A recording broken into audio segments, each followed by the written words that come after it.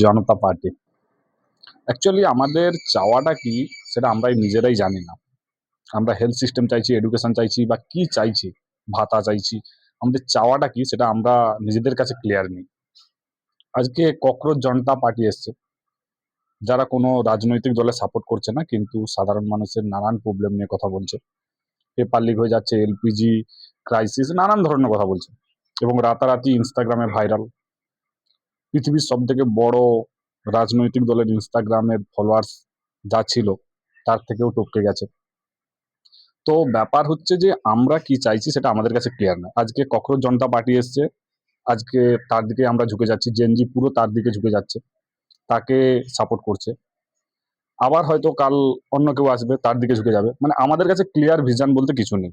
But এটা ঠিক, cockroach জনতা party হয়তো সাধারণ মানুষের কথা তুলছে বলেই হয়তো আজকে সাধারণ সবাই তাকে ফলো করছে, সাপোর্ট করছে।